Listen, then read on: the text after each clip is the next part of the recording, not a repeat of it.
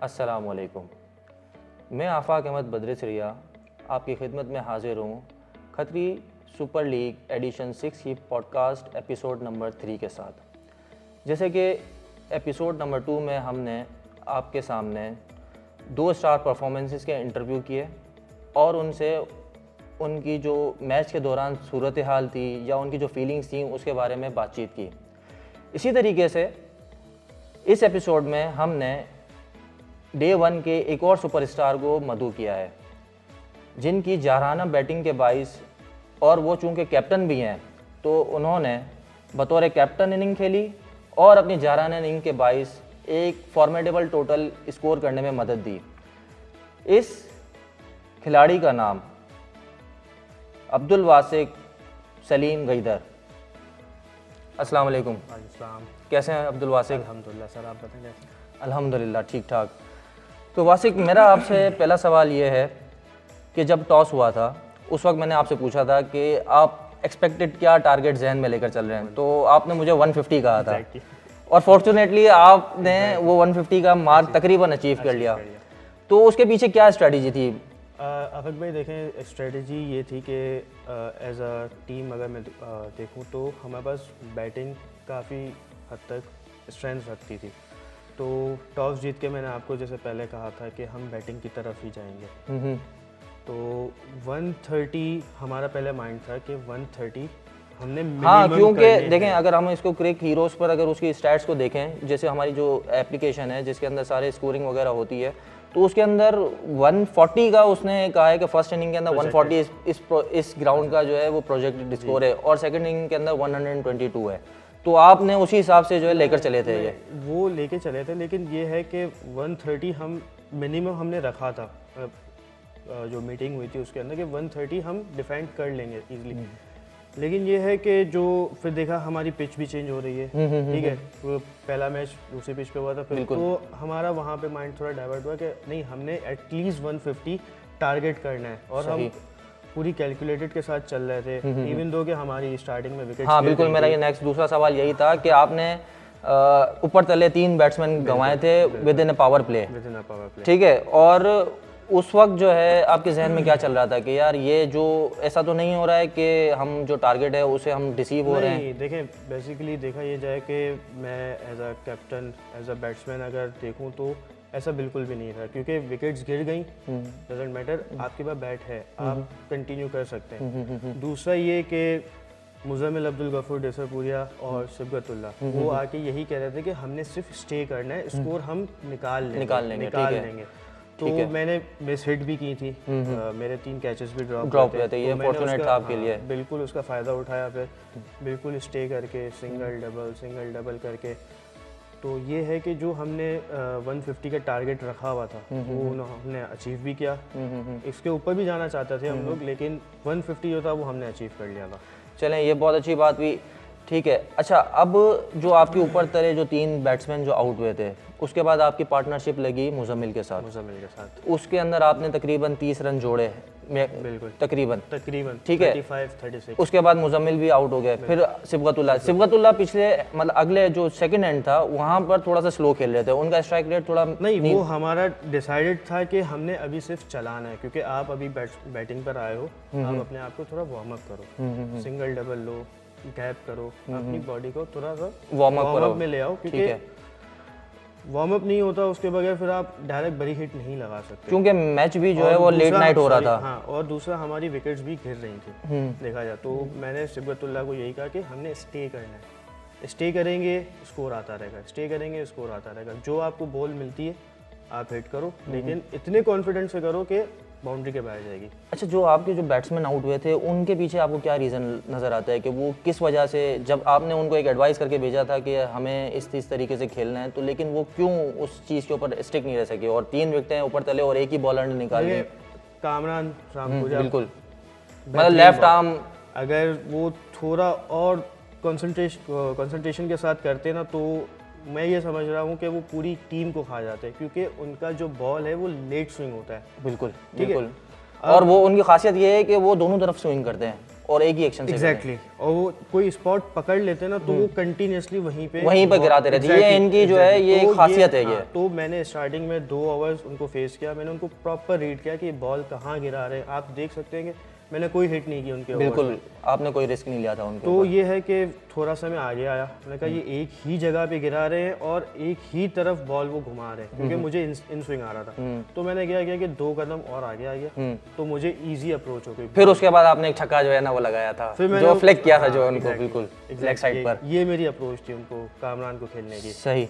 तो ये अप्रोच जो है वो आपके ओपनर्स वो नहीं कर सके थे, वो उनके ट्रैप में आ गए थे बेसिकली। एग्जैक्टली ऐसा ही है, वो उनको ट्रैप कर लिया था उन्होंने। बिल्कुल ठीक है, ये हो गया। ये है कि मुझे बताना चाहिए था कि आप थोड़ा आगे आ जाएं या थोड़ी अपनी स्टैंडिंग जो है वो थोड़ी आगे पीछे कर लें ताकि आप बॉल को रीच कर सके। क्योंकि देखिए फास्ट बॉलर का तो यही होता है कि अगर आप नहीं खेल पाते तो बैट्समैन को चाहिए होता है कि या तो वो 2 कदम आगे आ जाए या थोड़ा पीछे चला जाए ताकि वो उसको ईजिली रीड कर सके या कुछ खेल। हालांकि वो इतनी पेस से बॉल नहीं करवा रहे करते और वो उनका सिर्फ उनके इन स्विंग जो आ रही थी बिल्कुल यही सही है। और उसके बाद आपको मुजम्मिल और उसके बाद सिबगतुल्लाह ने बहुत अच्छा साथ दिया और उसके बाद फिर आपने चार्ज किया और स्कोर को अपने जो टारगेटेड जो जहन में लेकर चल रहे थे वहां तक पहुंचा दिया। हम ये कर रहे थे कि नेक्स्ट 5 ओवर्स हमने इतने रन्स बनाने हैं। 1 ओवर में नहीं आता डजंट मैटर, 2 ओवर में नहीं आता डजंट मैटर, 3rd ओवर हमें मिलेगा, 4th ओवर हमें मिलेगा, 5th ओवर हमें मिलेगा। और ये कब मिलेगा? तब जब हम अपनी विकेट सेव करके खेलेंगे।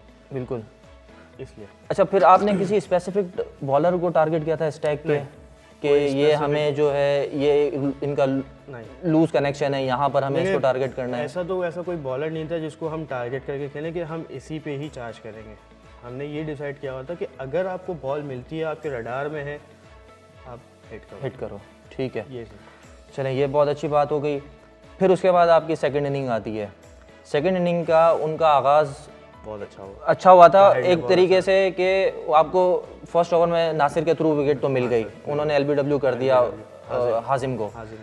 लेकिन उसके बाद ताहिर और शेरियार ये दोनों मंजे हुए क्रिकेटर हैं हमारी कम्युनिटी के। ठीक है, ताहिर ने थोड़ी जल्दबाजी कर दी। बिल्कुल, वो एक अच्छे पेस से लेकर चल रहे थे और कहीं पर ऐसा लगा था कि यार ऐसा नहीं हो कि ये मैच निकलता हुआ महसूस हो रहा है, क्योंकि अगर ताहिर स्टे कर लेता तो उसको रोकना नामुमकिन हो जाता। ताहिर स्टे कर जाता ना तो 12 ओवर, मैक्सिमम 12 ओवर, गेम खत्म हो जाती है हमारी। बॉल सही बाउंस भी हो रहा था, वो और उसके प्रॉपर कनेक्ट भी हो रहा था। जो शॉट सिलेक्शन थी, जो प्रॉपर शॉट्स मार रहे थे ना, तो उस वक्त मैं थोड़ा सा कंफ्यूज हो गया था कि उसको किस तरीके से रोका जाए।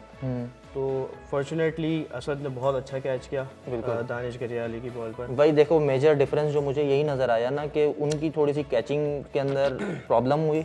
उन्होंने जो राइट टाइम पर कैच करने चाहिए थे वो नहीं किए, और उसके बाद उन्होंने खमियाजा भुगता कि वो उनका स्कोर जो वो उन्होंने कर्टेल किया हुआ था एक हद तक, जो है वो एक आपके जो रन रेट को उन्होंने कर्टेल किया हुआ था, लेकिन जहां पर कैचेस ड्रॉप हुए और आपने फिर लूज होना शुरू किया और मारना शुरू किया, वहां से फिर उनके हाथ से निकल गया वो फर्स्ट इनिंग, उनके हाथ से निकल गई। सेकंड इनिंग में फिर उसके बाद ये जो इनकी चल रही थी ताहिर और शेरियार ये दोनों खड़े हुए थे, इन्होंने अच्छा स्कोर लेकर बहुत अच्छा उनकी पावर प्ले के अंदर 42 रन इन्होंने स्कोर कर लिए थे। उस वक्त आपके जहन में क्या चल रहा था फिर कि किस तरीके से उसको जो है वो करना है? T20 लिमिटेड ओवर की गेम, उसके अंदर आपने एक रिस्क लेना पड़ता है। तो पहले मैंने एहसान से ट्राई किया था, तो Ehsan as a dew factor ball काफ़ी वो ग्रिप नहीं कर पा रहा था, ग्रिप सही। तो ये है कि वो रिस्क मेरा ज़ाया गया था। तो फिर मैंने कहा अब रिस्क नहीं है, जो प्रॉपर बॉलर है उनसे बॉलिंग करो, और जो ज़रा सी भी मिस हिट होगी तो कैच के चांसेस होंगे। तो मैंने फील्डर्स वहाँ पे लॉन्ग ऑन पे आपने देखा होगा कि एहसान बहराजे वाला होगा, मिड लॉन्ग ऑफ पे असद। तो मैंने ये डिसाइड किया हुआ था कि जो कैच इजीली कैरी कर लेते हैं उनको बाउंड्रीज पे रखना है ताकि कैचेस ड्रॉप ना हो। बिल्कुल। तो ये मेरी अप्रोच थी। बाकी दानिश बहुत अच्छी बॉलिंग करवाई उन्होंने बिल्कुल जगह पे। जुनैद अंजारा ने बहुत आउटस्टैंडिंग बॉलिंग की है, अपना स्पेल बहुत अच्छा। और जुनैद जो है फर्स्ट टाइम ये कम्युनिटी क्रिकेट बिल्कुल KSL के फर्स्ट टाइम पार्टिसिपेट किया उन्होंने और सिलेक्शन भी उनकी। अच्छा, मैं फिर बात करना चाहूँगा असद की।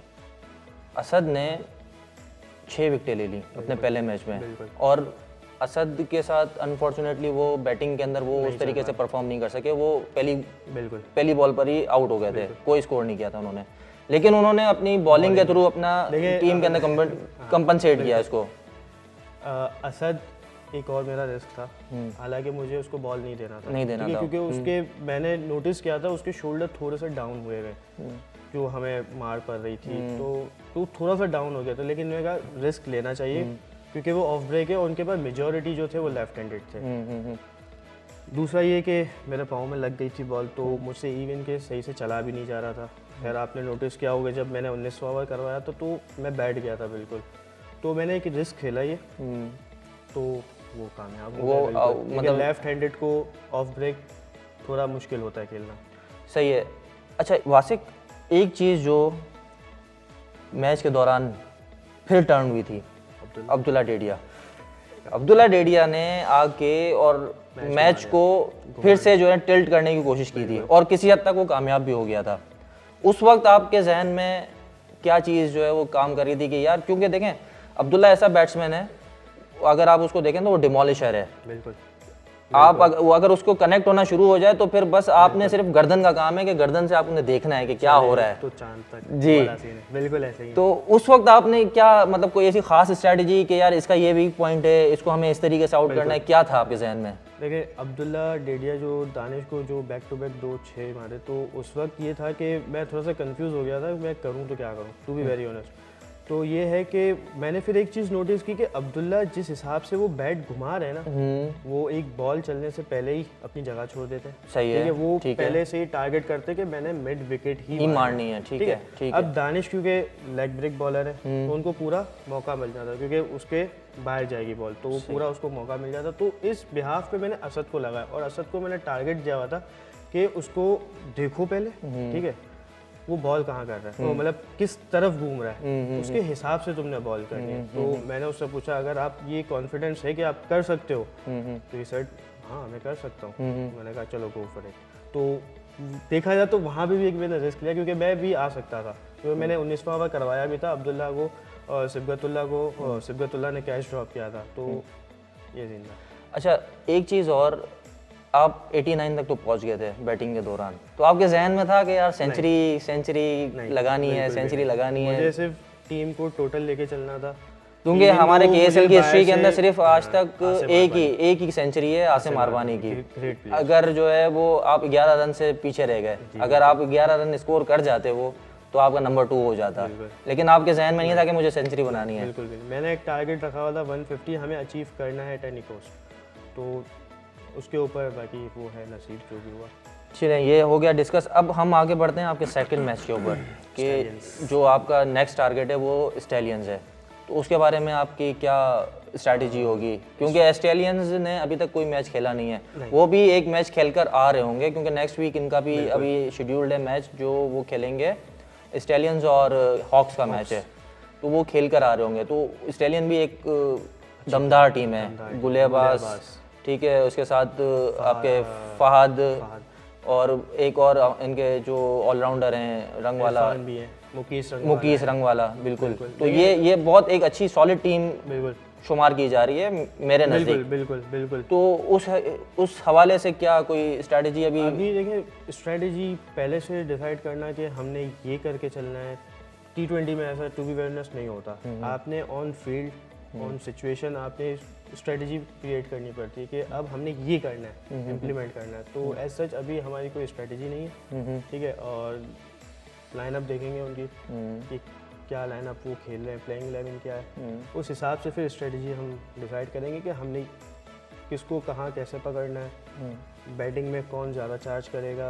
तो ये सारी टॉस के बाद की कौन सी की विकेट्स हैं जो आपको अचीव करनी है, कौन से प्लेयर्स को टारगेट करना है। एग्जैक्टली ठीक है, ये आपकी फ्यूचर हम इंशाल्लाह वो भी देखेंगे, वॉच करेंगे।